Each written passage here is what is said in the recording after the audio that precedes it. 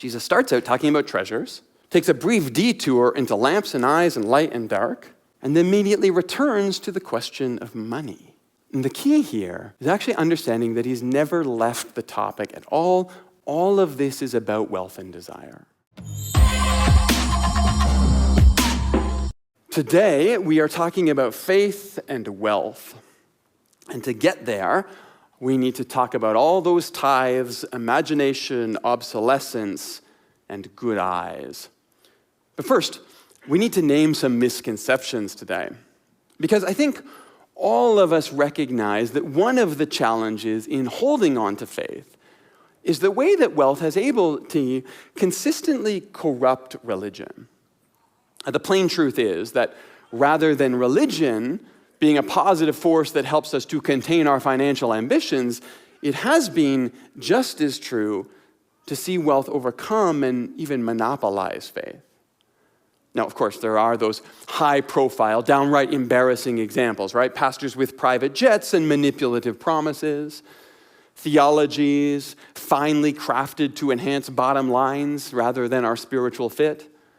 That, I don't even really think I need to spend any time with today. When you feel that ick, trust that and walk away from it. It's fine. But even within what we might call a more mainstream Christianity, there are some misconceptions that we need to name even before we get to our real conversation for today. For example, you may have heard this. You're supposed to give 10% of your money to me, or to the church, I guess. That's fine. We'd appreciate it and honor that gift, and that kind of generosity can be great.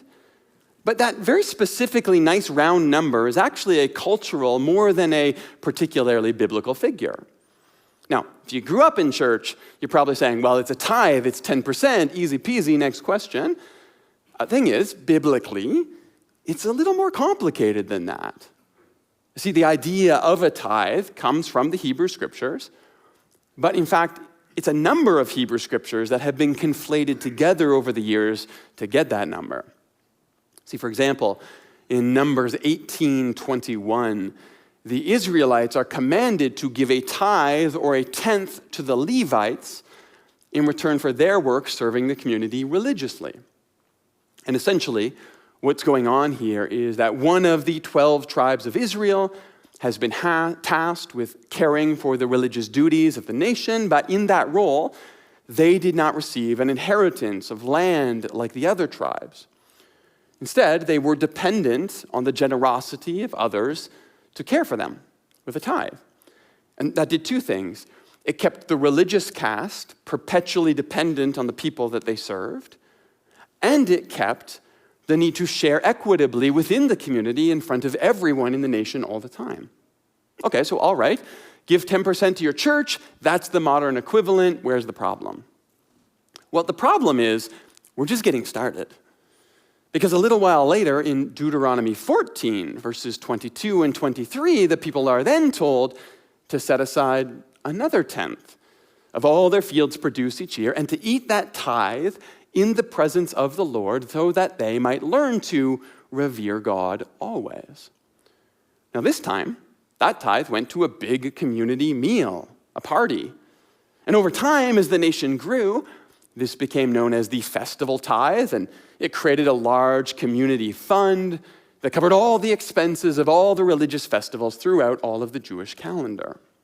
So we're up to 20% now, but we're still not done because just 5 verses later in Deuteronomy 14:28, we read that at the end of every 3 years, you are to bring another tithe of that year's produce and store it in your town so that foreigners and the fatherless and widows may come and eat. So there was a third tithe meant to care for the marginalized. And by the way, if you have ever heard any pastor ever quote the book of Malachi, where God says, you are robbing me by withholding your tithes from the storehouse and then equating that to your generosity to the church, that is a blatant and hopefully unintentional misrepresentation of what is going on in Malachi. The storehouse tithe, whenever you read about it, is specifically and only to care for the needy within the community. It has nothing to do with giving your money to the church, sorry. Still, all of this means that On an annualized basis, the Israelites were tithing 23.3% of their income, not to mention the fact that they were also told to leave the edges of their fields unharvested so that anyone who happened to be walking by and found themselves hungry could take what they need. So these resources were used to care for the religious caste, to fund the religious practices of the community, and to provide a social safety net for anyone that needed it within the community. Now, all of those remain good things to point your generosity at today. In fact, all of them have an equivalent in the New Testament. For example, Paul talks in 1 Corinthians 9 about pastors deserving their pay, and in Mark 12, Jesus praises a poor widow for putting 2 simple coins into the religious treasury. In Acts 2, we hear about the early Christian community coming together, sharing everything that they have to care for those in need among them. But nowhere in the teachings of Jesus, nor in the writings of Paul, in fact, nowhere in the New Testament at all do we ever find a tithe or a figure like 10% attached to any of these ongoing needs or your generosity. Truthfully, the only time that Jesus talks about tithes is decidedly negative. His preference, which we see very clearly in Mark 12, is for uncoerced generosity. Now look, everyone on staff here, including me, benefits from your generosity. And we are able to worship together and keep these lights on. Because of your generosity, we have incredible programs like the Commons Cupboard that provides food for anyone in the neighborhood whenever they need it. And all of that happens because of your generosity. And you might decide that a nice round number like 10% is a good number for you to shoot toward in terms of your generosity. But if we are making an honest, like comparison here, your generosity today exists alongside all the taxes that we also vote for and pay, and that provide a social safety net in our communities as well. Now, obviously, that's not where all of your taxes go. And so my point is not that you should not be generous in addition to your taxes. In fact, I will argue exactly the opposite today. It's good for your soul to be generous. But what I want to take off the table before we even begin our conversation today is an inappropriate religious obligation that does not exist in Christianity. Not only is that kind of religious coercion antithetical to the way of Jesus, in my experience, it will inevitably make it incredibly difficult to hold on to your faith for the long haul. When you are measuring your generosity against some external metric you are trying to meet, it's not good for you. However, there's another conversation in our way first. And this is one about our relationship between desire and wealth. Because as soon as we talk about faith and wealth, we need to find intrinsic motivation for our generosity, all of these good things. We come up against some very powerful and often misunderstood forces in our lives. And for that, I want to turn to one of my distant mentors, the French sociologist René Girard. Now, I've talked about him before, and Girard went on to develop ideas about scapegoating and the nature of Christ that have had a deep impact on my theology, all the ways that I think about our at-one-ment with the divine. But one of his earliest theories had to do with human desire and a force that he calls mimesis. Now, essentially, what he means with that word is imitation. Just a note for yourself, write this down. If you ever want to sound really smart in an academic setting, just look for a Latin or a Greek word that says the exact same thing you want to say in English and use that instead. Score you a lot of points. Keep it. But what Girard developed was a theory that what humans are actually really good at, above everything else, in fact, is imitating each other. In fact, all of human innovation in society, in storytelling, in science, it's built on language, and language itself is really just imitation. Like I grunt and I point at a stone. You make the same grunt and point at the same stone. All of a sudden, we have a language now, and grunt is the word for stone.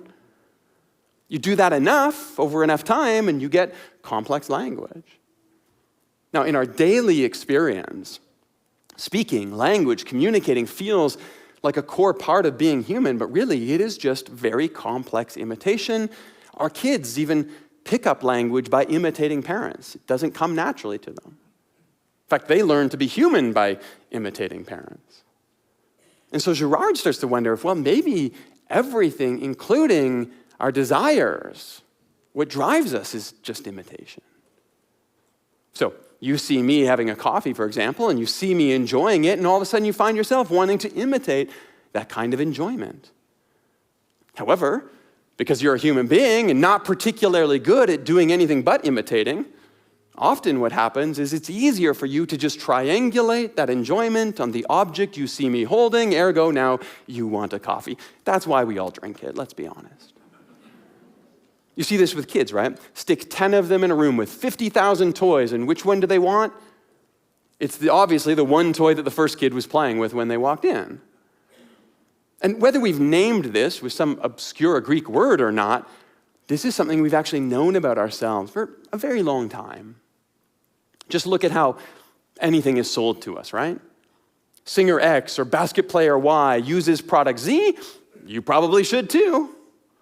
I mean, why would I care what toothpaste LeBron James uses? And yet, I do. And it's not just toothpaste, it's not even just the toy. It's about wanting to imitate desires that I see in a person that I ultimately want to be like. And these ideas have radically reshaped our relationship to wealth in specifically the last 100 years. You see, back in the 1950s, America was just emerging from the Second World War. But now, with the war over, the West was left with massive debts and damaged cities and returning veterans all needing jobs. And the economy was on the verge of slipping all the way back into a second Great Depression. And so in the 1950s, a new concept was created out of necessity. It was the concept of planned obsolescence, where for the first time, things were being designed with a particular lifespan in mind. So if you buy a phone and it works for 10 or maybe 20 years, that's not good anymore because we need you buying more phones so that more people can have more jobs. The problem is, how do you get consumers to be okay with these new, less durable products? And this is where perceived obsolescence was created. Because alongside the redesign of physical objects to reduce their longevity, marketing came along that turned that into a feature. And it was built on mimesis. For example, there was an ad a few years ago for a Dodge truck. You might remember this one. There was a pickup truck, and it drove through an exploding barn, and then it pulled a Hercules transport aircraft across the tarmac. It was a truck that was designed for MacGyver and Jack Bauer. No, the ad wasn't about that because it wasn't meant to demonstrate anything useful about that truck at all. It was simply meant to make you feel like your current truck or your 2006 Hyundai Accent, if that's what you happen to still drive, was somehow desperately out of shape, in immediate need of replacement, regardless of whether you were actually ever going to do any of those things with your vehicle. The point being, most of our marketing, all the images that we are shown all the time, isn't designed to point to needs in our lives. It's meant to evoke mimetic responses in us. Desire for the stories behind the things, a perception of the kind of person we can be if we just imitate that. And that is what makes it okay when your purchases don't last as long, because a broken phone just means there's a new opportunity to chase all the desires that you've been taught to imitate all your life. And so when we talk about our relationship to stuff, wealth, things, we have these two pushing and pulling realities. The desire to use wealth to imitate what we think happiness looks like, and the religious push to use wealth in a way that will check the box to justify our accumulated continuation and prove to those around us that we've done the right things. What's fascinating to me is the way that Jesus speaks to these two intertwined concepts of both generosity and desire that drive us. And the passage that I want to go to see all that is perhaps a familiar one, but I think often a misunderstood one. It comes in Jesus' Sermon on the Mount, and he's speaking directly to issues around money and wealth. He says this, "Do not store up for yourselves treasures in heaven where moths and vermin destroy, where thieves break in and steal. Instead, store up treasures in heaven where moths and vermin do not destroy, where thieves do not break in and steal. For where your treasure is, there your heart will also be." And this part is, I think, reasonably straightforward, right? If you invest yourself in material things, they will eventually let you down. Instead, build your identity in devotion toward what has some lasting value. And here, Jesus names treasures in heaven. But I think in the larger context of his teaching, we could probably frame this as anything that contributes to the ongoing realization of God's kingdom in the world. So that absolutely could be the material use of your resources in ways that promote the common good. Literally, investing in a world that looks more like heaven. It could also, I think, include the ways that we shape and conform our hearts, right? The hopes and desires that would be slowly aligned with God's kingdom. Investing ourselves in that makes sense to me as well. But here's the interesting part. Next, Jesus adds this, "For the eye is the lamp of the body, and if your eyes are healthy, your whole body will be full of light.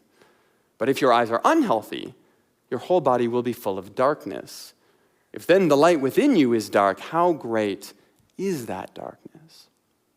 And this, right here, this is fascinating stuff. Because at one level, the eye is the lamp of the body has a certain logic to it. Where you look will guide your steps, so keep your eyes focused on what is good, your steps in the world will follow, and you will stay on the path of God. On the other hand, if your eyes divert from what's good and they become dark in a sense, no longer guiding you in the path in the world, you'll find yourself lost in the bushes somewhere. That works, it makes sense. And honestly, I probably believe that to be true in our lives. It is not, however, what Jesus is saying here. And we have a clue from what follows, because right after this, his next line is, "No one can serve two masters. Either you will hate the one and love the other, or find yourself devoted to the one and despise the other.